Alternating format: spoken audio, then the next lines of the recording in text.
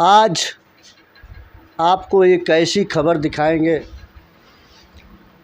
जो क्षेत्र के लिए, जनपद के लिए कितना महत्वपूर्ण थी और एनएचआई के एक गलत निर्णय के कारण पूरा क्षेत्र ऐसे बंधा हुआ था जैसे लगता था कि उसको अपने ही ज़मीनों पे जाने और आने के लिए संसाधन जो आज का भौतिक युग का है उसे जुटा कर अपने खेतों और मकानों में जाना होगा। हम बात कर रहे हैं मऊ जनपद के अमिला मार्केट के पास जो रोड है, जो बलिया से लेकर मुख्यालय तक जाने के लिए, आजमगढ़ जनपद तक जाने के लिए मुख्य मार्ग है। वहाँ पे एनएचआई ने न कोई ब्रिज दिया, न अंडरपास दिया, जिसको लेकर स्थानीय लोग काफ़ी परेशान थे और काफ़ी जद्दोजहद किए। क्या लड़ाई लड़ी गई, कैसे लड़ी गई, और उसके बाद अभी आपको बता दें कि यहाँ के स्थानीय विधायक द्वारा कड़ी मेहनत करने के बाद यहाँ से माननीय नितिन गडकरी जी से एक ओवर ब्रिज का निर्माण कराने की संस्तुति लेकर पूरे क्षेत्र को एक बहुत बड़ी सौगात दिया। और इस लड़ाई को लड़ने वाले टीम के एक मेंबर हमारे साथ मौजूद हैं, उनसे जानेंगे कि यह लड़ाई कितनी लंबी और कितनी जद्दोजहद के बाद यह कार्यक्रम पूरा हुआ, कैसे इसको सफलता पाई गई, इसी पर हम चर्चा करेंगे। और इसके लिए हमारे साथ मौजूद हैं दुर्गेश सिंह जी और उनके साथ मौजूद है कमलेश सिंह, और हम दोनों लोगों से बारी बारी से जानेंगे कि किस तरीके से आपकी टीम ने काम किया और यह सफलता मिली। सबसे पहले तो आप दोनों लोगों को यस भारत न्यूज़ चैनल में बहुत बहुत स्वागत। धन्यवाद। दुर्गेश जी, जब हम लोग पहली बार मिले, इस पर खबर बनाए, तो ये लगा कि जो ब्रिज नहीं है, अंडरपास नहीं है, तो कितनी परेशानियां हो रही हैं। और इसके बाद पहले भी इस पे चर्चा हुई थी कि एनएचआई के लोगों ने धोखा दिया, उस समय जो कहा उसको किया नहीं, और मतलब डार्क में रख के और यहाँ पे रोड का निर्माण करा दिए थे। फिर ये लड़ाई कैसे लड़ी गई? देखिए, सबसे बड़ी बात यह है कि 2016-17 में एनएचआई द्वारा इस रोड को बनाना प्रारंभ किया गया। सबसे पहले पेड़ों की कटाई चालू हुई। उस समय किसी को कोई जानकारी नहीं थी। हम लोग जब भी पूछते थे, विभागीय कर्मचारियों द्वारा, अधिकारियों द्वारा यही बताया जाता था कि आप लोगों को कट की सुविधा दी जाएगी। ठीक तिराहे से अगल बगल 50 मीटर 100 मीटर की दूरी पर कट मिलेगा, जिससे आवागमन सुचारू रूप से चलता रहेगा। परंतु जब ये बन करके लगभग पूर्णता की कगार पे पहुंचा है ये रोड, तब जा कर के हमको लगा कि हम लोग ठगे गए हैं। जहां कट देना था वहां भी बैरिकेटिंग कर दी गई, और जहां हम लोग सीधे चढ़ते थे तो ये उम्मीद बना था कि या तो गोलंबर बना करके हमको ट्रांजैक्शन दिया जाएगा, क्योंकि हमारा रोड जो ये थानेदास से होकर के, थानेदास से निकल करके आजमगढ़ मंडल मुख्यालय को जाता है, वो डबल लेन सड़क है।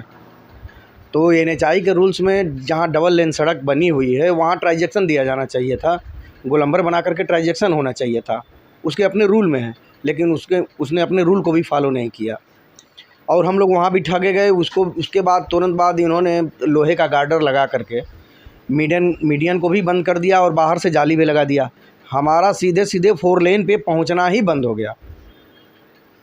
1 मिनट, इसमें सबसे बड़ी बात यह थी कि ये रोड जो है एनएच का है, नेशनल हाईवे है, इसको केंद्र सरकार के अधीन ये रोड भी है।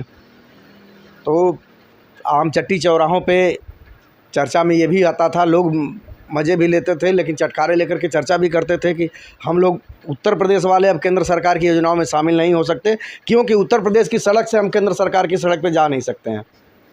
मतलब ये था कि आप जो है उत्तर प्रदेश में रहिए, भारत के अन्य कोने में नहीं जाना है। हाँ, ये स्पष्ट था, क्योंकि यहाँ बैरिकेटिंग जो है लगभग 2.5 किलोमीटर लंबी की गई है, जो हमको लग रहा है कि वाराणसी से लेकर के गोरखपुर तक कहीं नहीं मिलेगी। वाराणसी से गाजीपुर में जो भी सर्वेयर ने सर्वे किया है, हर चट्टी चौराहों पे उसने कट दिया है। बैरिकेटिंग में भी जगह जगह छोड़ी गई है। और IRCSP 84/2019 जो इंडियन रोड कांग्रेस का नियमावली है रिवीज़न का 2019 में बना था, उसी के आधार पर ये रोड तैयार हुआ है। तो उसमें भी जो है मैप संख्या 3.6 करके है, जिसमें बैरिकेटिंग को काट करके जगह जगह आवागमन पारगमन की सुविधा दी गई है। 2.1B करके एक मैप है जिसमें ट्रांजैक्शन की सुविधा दी गई है, और साथ ही साथ उसके साथ ही सर्विस लेन पे पहुंचने की सुविधा दी गई है। ऐसे ऐसे मतलब कई ऐसी नियमावलियां हैं जिसके आधार पे हम लोगों को सुविधा मिल सकती थी, लेकिन NHI ने उससे हम लोगों को मरहूम कर दिया। तो फिर क्या लगा, कहाँ से फिर आपने लड़ाई शुरू किया, कैसे हुई? हम लोग बैठे बैठे चर्चा के दौरान ही, चाय की चुस्की के दौरान ही इस पे निर्णय हुआ, और फरवरी में जब हम लोग देखे कि हमारा एकदम पारगमन बंद हो गया है, तो ये हुआ कि हम लोग कुछ लोग कदम नहीं बढ़ाएंगे, इस मामले को नहीं उठाएंगे, तो हम लोग आजीवन, हम ही लोग नहीं, आगे की 4-5 पीढ़ियाँ भी इसको झेलती रह जाएंगी। हाँ, जब तक ये टूटेगा नहीं तब तक फिर बने। हाँ, तो चूँकि एक बार पहले भी हम लोग इस ऐसे ही मामले में पहल कर चुके थे, जब ये रेलवे लाइन बन रही थी, तो उस समय माननीय वर्तमान जो जम्मू कश्मीर के उपराज्यपाल जी हैं मनोज सिन्हा जी, उस समय केंद्रीय मंत्री रेलवे हुआ करते थे, और उसी समय पेपर में ये आदेश छप करके आया था कि हड़ुआ की 18C और बाबा थानेदास अमीला की 19C क्रॉसिंग उखड़ने वाली है।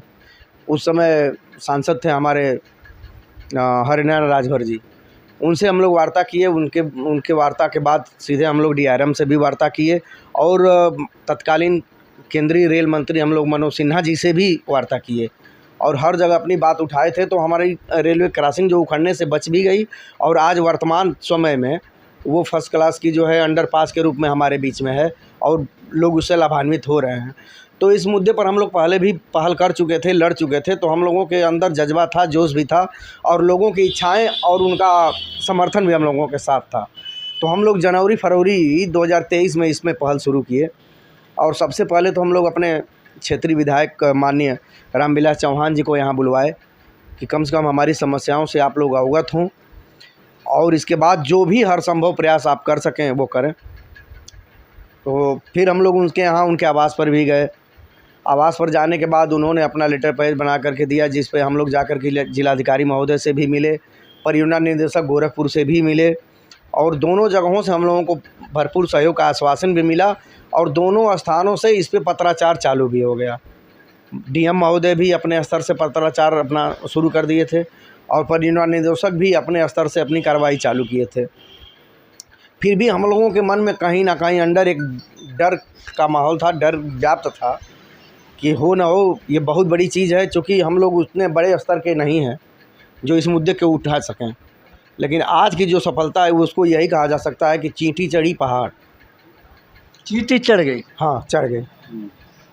सबसे बड़ी बात यह है कि हम लोग जब विधायक जी से अपनी पूरी बात रखे, पूरी नियमावली को बताए, तो उन्होंने हम लोगों को भरपूर समर्थन दिया, और वो कहे कि जिस तरीके से NHI द्वारा हम लोगों के साथ मतलब दुराग्रहपूर्ण रवैया अपनाया गया है, तो उससे केवल 1-2 गांव नहीं, केवल सोनाडीह, हड़ुआ, नौकापुरा, चिरैया, डांड, मड़ई, हेमई का मामला नहीं है, उड़राहा, गोपा का पूरे क्षेत्र का मामला। ये मान के चलिए कि बेलथरा रोड बलिया से लेकर के आजमगढ़ रौना पार तक का मामला था। कम से कम 100 से 150 गांव इससे प्रभावित थे, चूँकि बलिया से आजमगढ़ जाने के लिए, बलिया से आजमगढ़ जनपद के और गाँवों में जाने के लिए ये एक प्रमुख रास्ता था, और वही सीधे बैरिकेड हो गया है। तो इससे मान के चलिए कि लाखों लाख की जनसंख्या प्रभावित थी। 1-2 गांव नहीं प्रभावित थे, लाखों लाख की जनसंख्या प्रभावित थी, और हम लोगों को अपने विधायक जी से बहुत बड़ी उम्मीद भी थी। तो हम लोग उसमें बीच बीच में उनसे मिलते भी रहे। अभी 26 मई को माननीय महामहिम राज्यपाल जी मेघालय श्री फागू चौहान जी भी अपने आवास पे उपस्थित थे। उन्हीं के लड़के हैं हमारे विधायक रामविलास चौहान जी। हम 5-10 की संख्या में हम लोग पहुँचे, उनसे भी मुलाकात हुई, और ये हुआ कि बस एक आखिरी आस बची है, यदि महामहिम जी पहल कर दें तो शायद ये जनता उबर जाएगी अपनी समस्या से, और उन्होंने पूर्ण आश्वासन भी दिया। उन्होंने वहीं उसी शाम को माननीय सड़क परिवहन मंत्री गडकरी जी से भी फ़ोन दूरभाष पे वार्ता किए, और बढ़िया आश्वासन मिला।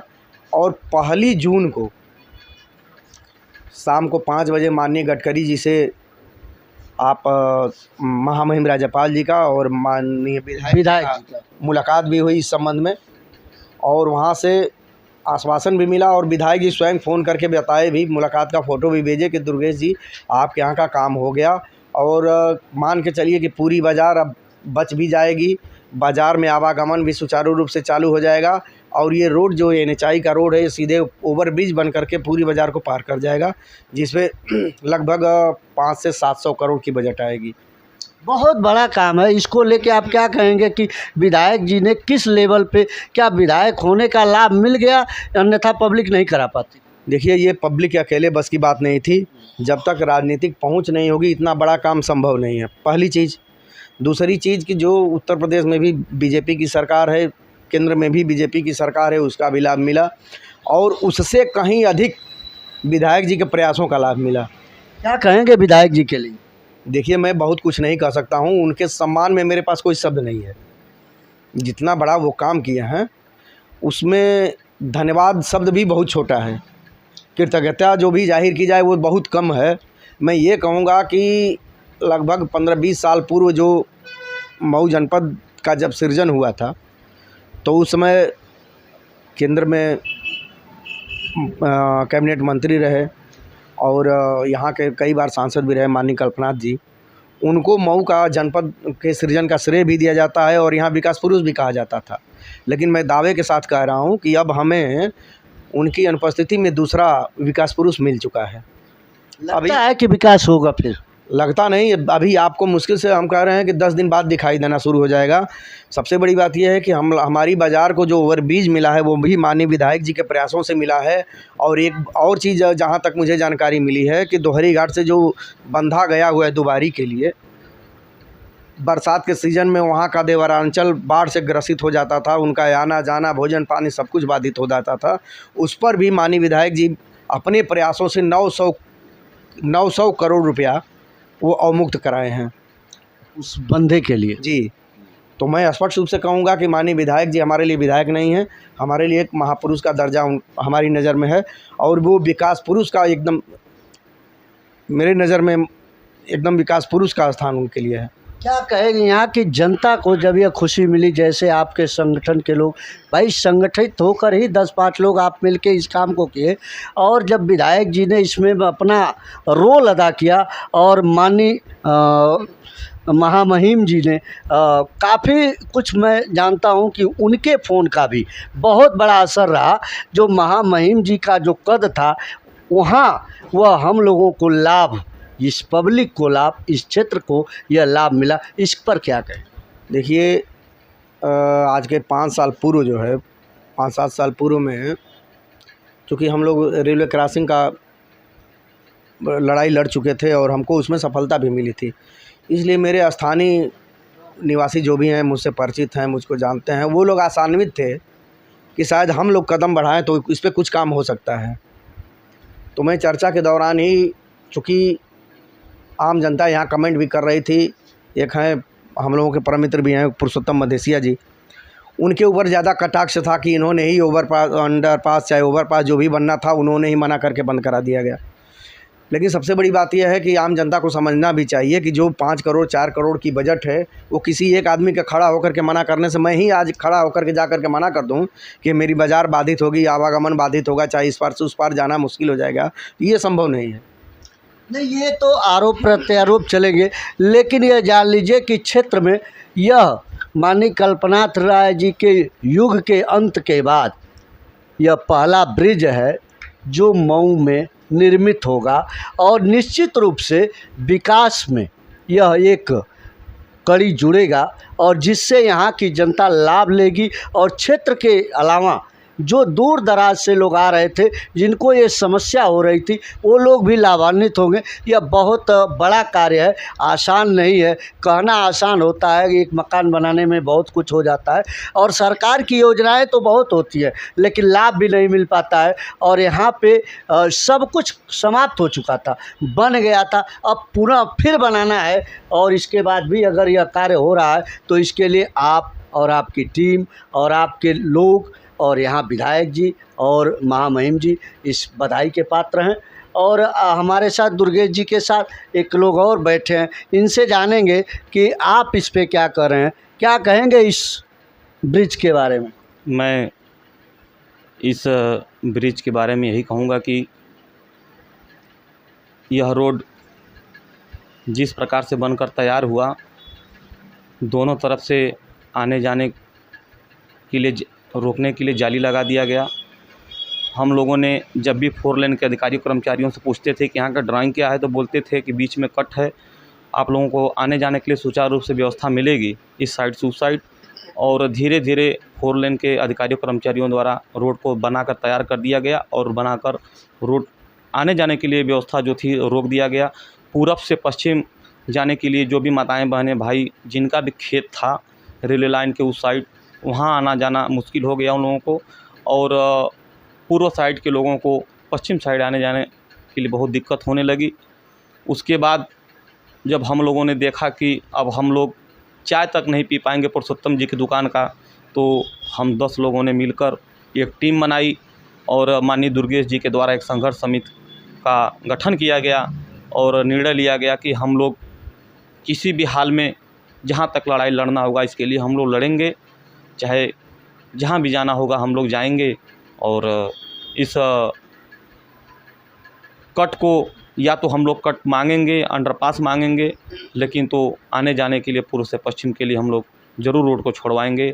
और कुछ दिन बाद हम लोगों ने 10 लोगों ने मिलकर विधायक जी से संपर्क किया।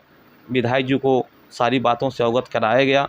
विधायक जी को थाने 10 बाज़ार में बुलाया गया और बुलाकर पुनः चारों तरफ घुमाकर दिखाया गया कि विधायक जी बताइए कि यहाँ की जनता कैसे इस साइड से उस साइड आई जाएगी।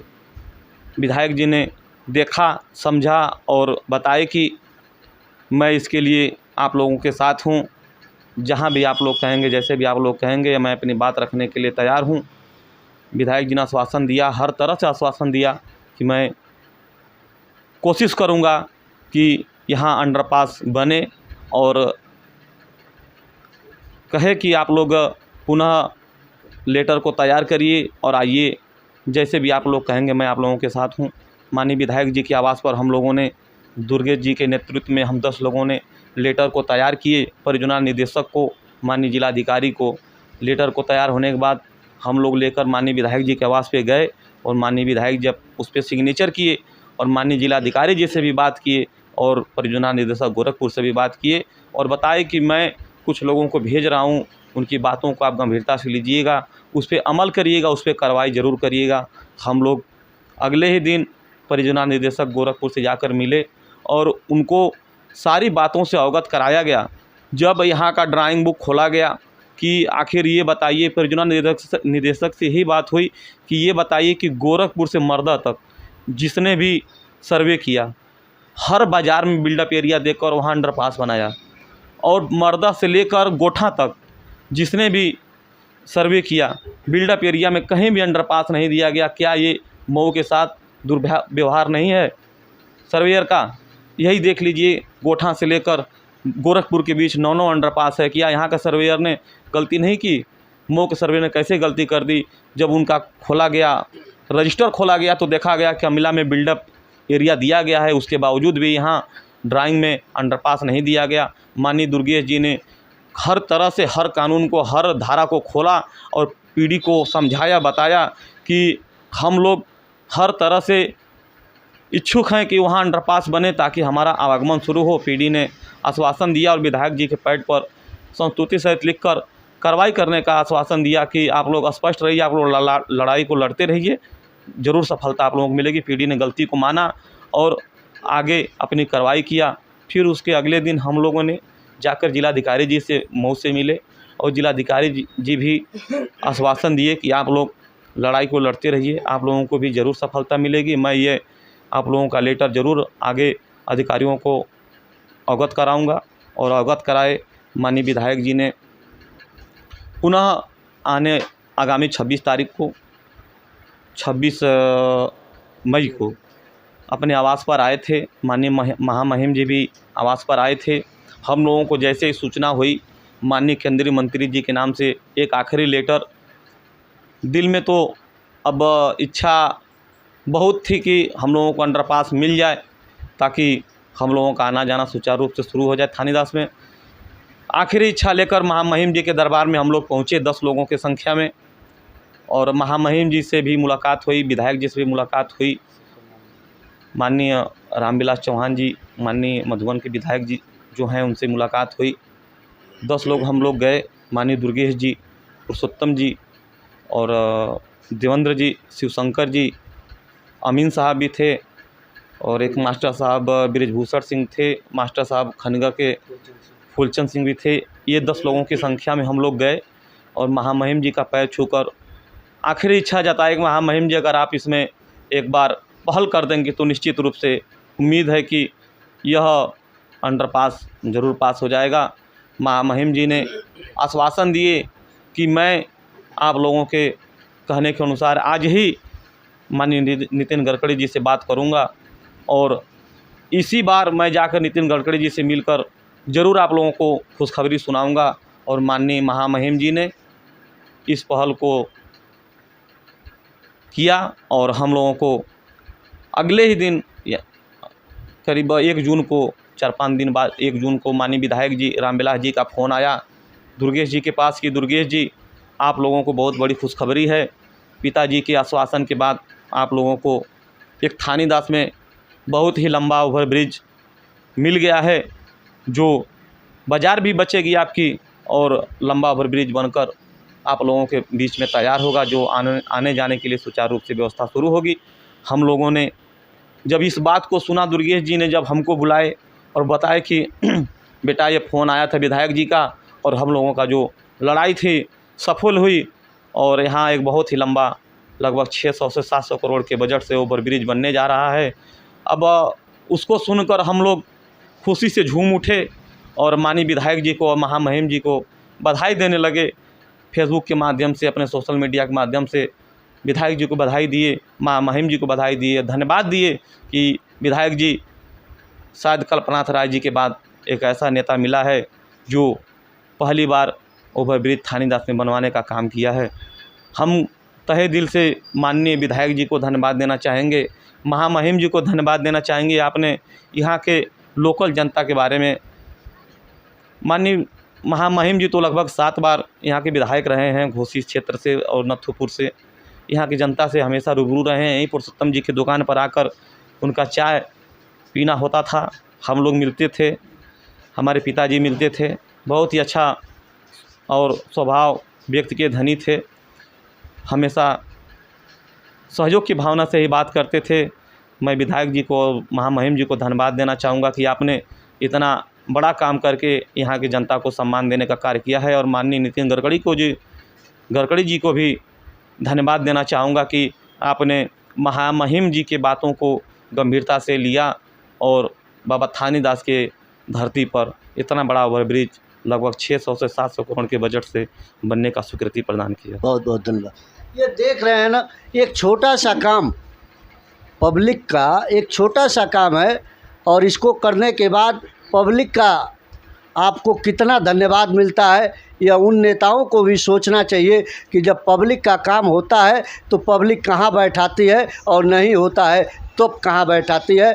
विधायक जी ने वाकई निश्चित रूप से मऊ जनपद में विकास कार्य रुके थे।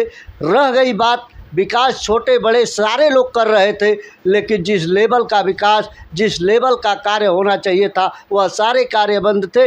और ये जटिल समस्या जब आई तो एक जटिल समस्या का समाधान इस नई युवा टीम ने एक नए युवा विधायक से आस लगाई और उसको पूरा कराया। और विधायक ने इस पे खरे उतरकर, और माननीय महिम जी का, महामहिम राज्यपाल जी का बहुत बड़ा योगदान रहा। उस बड़े कैडर का लाभ भी इस क्षेत्र की जनता को मिला कि हमें एक 600 से 700 करोड़ रुपए की बजट का बड़ा पैकेज और बड़ा ब्रिज मिला, जिससे आने वाले समय में ये इस क्षेत्र की जनता को तमाम दुर्घटनाओं से भी बचाएगा और आने वाले लोगों की समस्याओं से बचाएगा।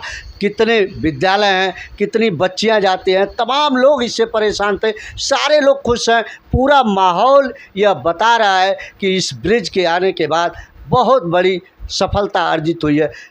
दुर्गेश जी, इस टीम के लिए और इस सारे कार्यक्रम को पूरा करने के लिए आप तो बधाई के पात्र हैं, आपकी टीम बधाई की पात्र है, और निश्चित रूप से क्षेत्र की जनता से वो भी यह कह रही है कि हमारा विधायक भी इसी का पात्र है, क्योंकि विधायक ने भी अपने कर्तव्यों का निर्वहन किया है और बहुत बड़ा काम उन्होंने किया है।